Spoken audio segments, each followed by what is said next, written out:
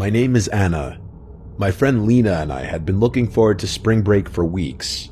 We were two broke college juniors desperate for a change of scenery, but neither of us could afford the classic trip to Mexico or Hawaii, so we were kind of restricted to somewhere in the continental US, preferably not too far away. So when we found a cheap Airbnb near Charleston's historic district, we booked it immediately. 5 nights of food, bars, and exploring. It felt like exactly what we needed. Plus, it was my first spring break above the age of 21, so I wouldn't have to constantly stress about which places were likely to snatch my fake ID.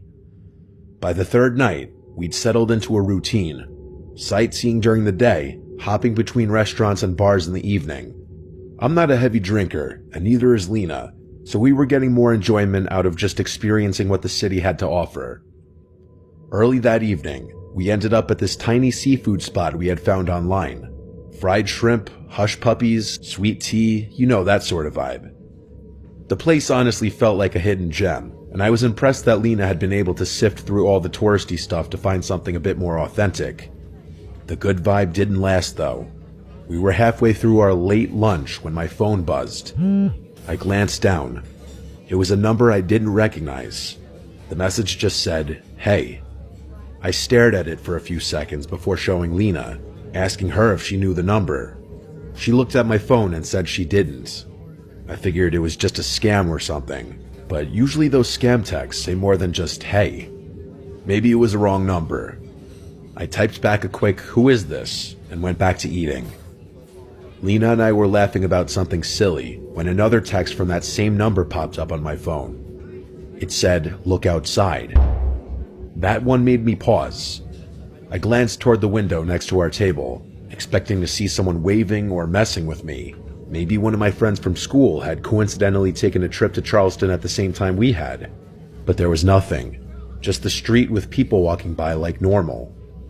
I told Lena someone was messing with me, and she agreed, saying it was probably just a prank. I laughed, but the thought of that really creeped me out.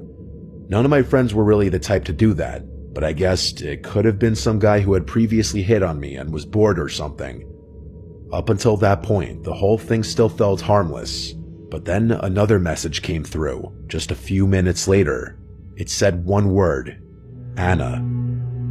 That stopped me cold. If this person knew my name, it definitely wasn't a wrong number. Probably not a scam either. I gasped and showed Lena, and she reminded me about something I had completely forgotten about.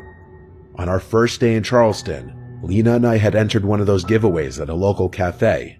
It was one of those win a free meal promotions where they ask for your name and number and a few other things.